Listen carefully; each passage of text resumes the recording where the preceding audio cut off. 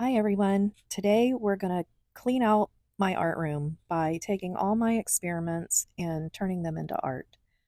Hi, I'm Christine. Welcome to my channel. And I'm going to take you step by step through this collage that I created on a canvas board that I was experimenting with when my son-in-law and my daughter got me an airbrush for Christmas. So this is just a small canvas board that I was playing around with, and I just love to do these circles with the airbrush, which is pretty much the only thing I know how to do so far.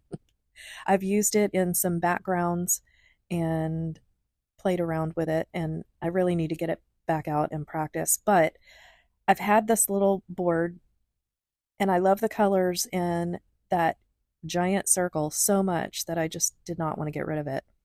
And I kind of feel the same way about this girl that I found in a magazine. It's been floating around my fussy cut image box for so long. And I just laid all my stuff out one day and she landed on this board. So we're going to see what I can put together and start using up some of this stuff that's sitting on the shelf because I have a very small art room and I need more space. So these will probably go on my website for sale when I'm done with them, and I'll let you know when I do that. At this point, I just pulled out a bunch of stuff that I think could possibly go on this board, and I'm just playing around, which is a good idea before you start gluing things down. And I say that because sometimes I just start gluing things down, and then I come up with a different idea, and I'm kicking myself for doing it. So I try and play around with everything first and get an idea of where things should go. And then when I'm pretty confident, I start gluing things down, and that may or may not be the finish of it, but at least the main objects are in place. I really wanted to use this hand, but it's so big and yeah, it just doesn't fit on this board, but you'll see it in something soon because it's perfect. I want to put something in between the fingers so the hand's holding something. I also have Strong Direction by Skylar. She insisted that that unicorn needs to go on this board. So maybe you have a little artist in the making. But I promised her, and she is at school as I'm working on this, I promised her that the unicorn would be in my artwork today. So there it is. So now I'm removing everything so that I can start the process of getting it all glued down. One thing I love about collages like this is that you can create anything, any type of world that you can come up with, because there really are no rules.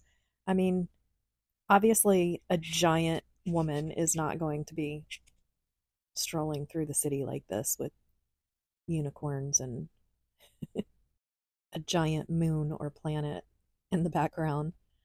And I really love doing the forest with fairies and, creating my own world. It's funny because a lot of times I don't know what is going to happen as I'm creating a collage. I'm sure a lot of people feel the same way. You kind of collect the things that you feel like in the moment and it evolves. And what's funny about it is every time I'm finished, it's kind of a reflection of my mood. So, like this, I'm excited to get out of the house and I want to go do some fun things. And sometimes it is a fairy forest because I just want to kind of be alone and have a cup of tea. So, it's just a good example of how art really does kind of reflect your feelings at the moment in a lot of ways, a lot of times. I'm using matte gel medium for this project because I love how it kind of takes off the shine. It's very matte. I love the matte look. And there's times where it will kind of mute the colors a little bit. I guess mute is, I don't know if mute's the right word, but maybe dull it a little bit. And you can go back over it with a gloss finish. But I like in the process, it kind of blends everything together. And it also gives the surface a little bit of tooth. So if you want to go back and do some outlining or pen work over it, it helps a lot. And then you can decide later whether you want to stick with that matte look or go back and add some gloss and shine, which also seems to make the colors more vibrant again. While I was doing this, I did not like that the writing and the images on the back came through. You can see on her leg. So I was planning on doing some pen work on her leg or something to kind of cover it up. But as it dried, it disappeared and you can't see it anymore. I had forgotten about that because it was so long since I've done any images for magazines. Lately, I've been creating my own images for my pieces and printing them out. The good thing about this is when you print them out, sometimes you have to be really careful when you're brushing over the um, the gel medium or the Mod Podge because the ink can move around a little bit and smear. The magazines don't do that. But as you can see, sometimes the back shows through. But I really didn't see too much as it was dried. So that was very fortunate. I was happy about that. Here I'm kind of doing a bottoms up glue. If you don't know what that is, 49 dragonflies. Barbara, her channel is 49 dragonflies. Talks about that recently in her videos. I don't know recently. I've been binge watching her videos, so some of them are a couple of years ago. But anyway, she talks about putting everything in place and then lifting everything up and gluing one piece down at a time. I kind of did that here because I needed her foot to be in that spot. I didn't want her walking on water. So I glued her down to, which by the way, that's a area in Miami that I took out of a local magazine, the little cityscape down there. It's in between the intercoastal and the ocean. So I was glad to represent my, I don't live in Miami, but you know, South Florida, my area. So now I didn't like the letters that showed on her dress. There was was an advertisement or something that went across her. So I found this really cool kind of cave graffiti image in a National Geographic and cut it out in the shape of a skirt, and I think it came out really cool. Very very Miami. Totally does not match the colors in her, the feathers, the boa, whatever she's holding up there in her, but with the boots and everything all together, this is for sure an outfit that you would see in Miami at night. I love it.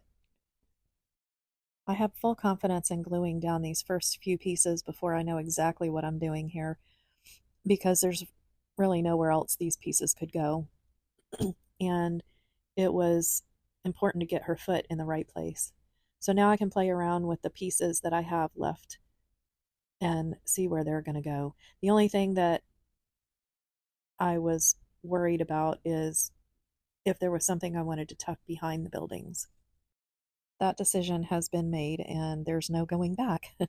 Unless I wanted to cut around the buildings, but that's really difficult to do, and I probably would never do that to make something appear to be behind the buildings. But I think that I have the best solution here. Those buildings make the perfect pedestal for Skylar's unicorn.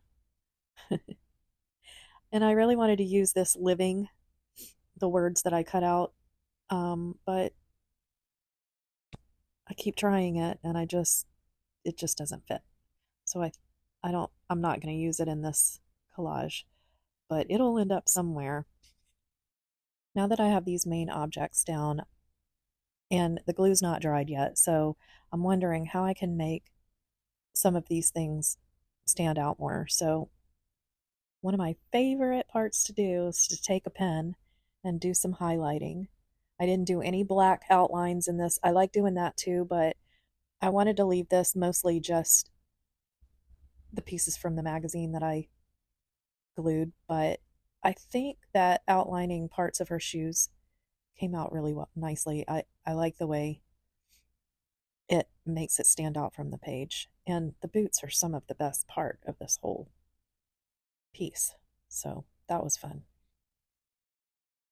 Sometimes when I'm not sure what I'm going to do next, I will take out the pen and just start doing whatever comes to me. And then it changes things and helps me look at it in a different way so I can finish the piece off.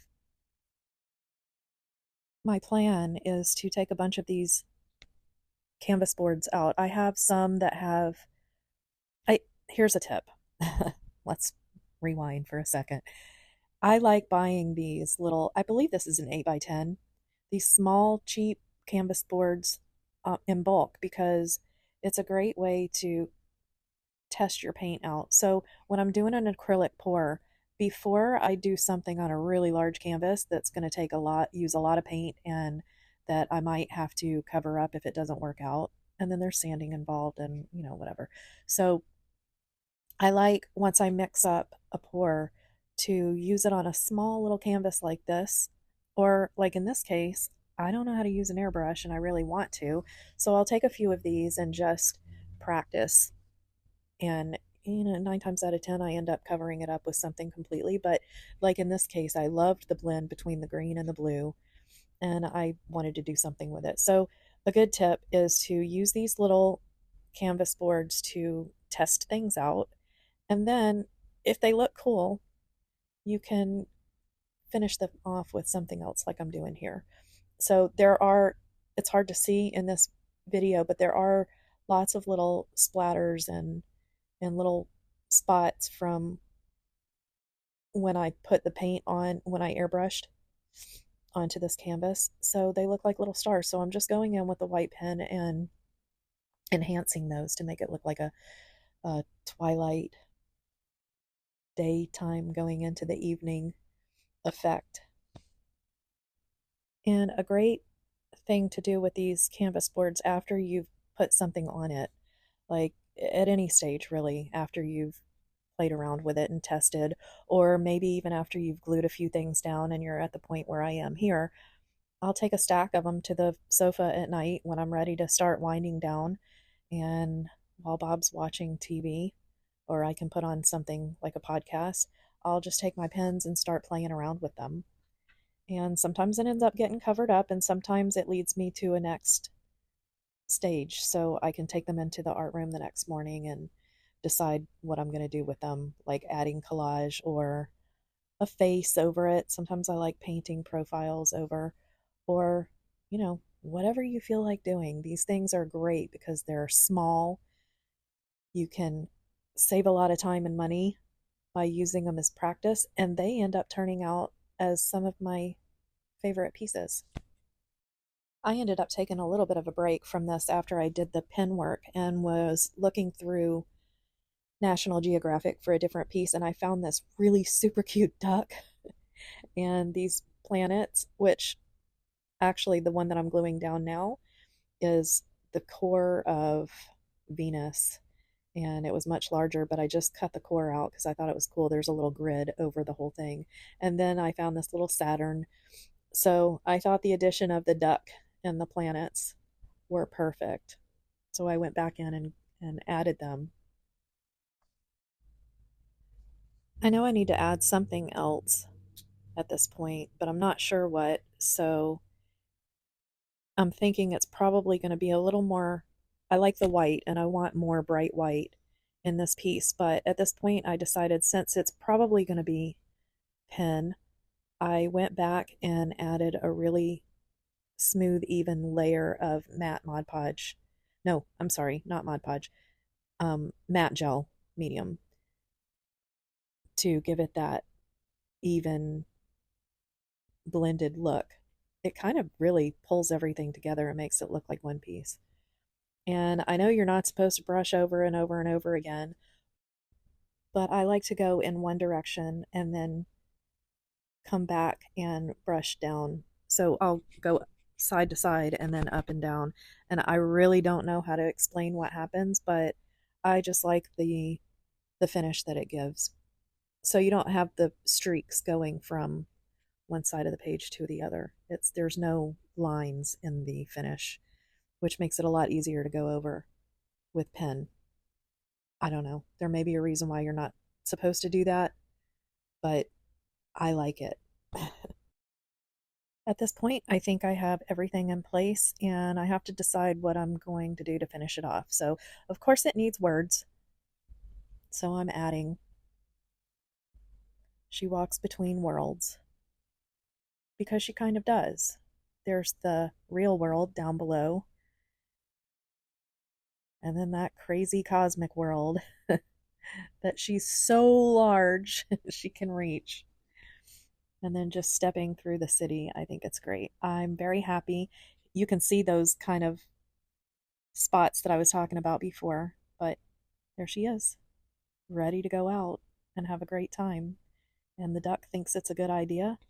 So that was super fun. So I'll do a lot more of these soon.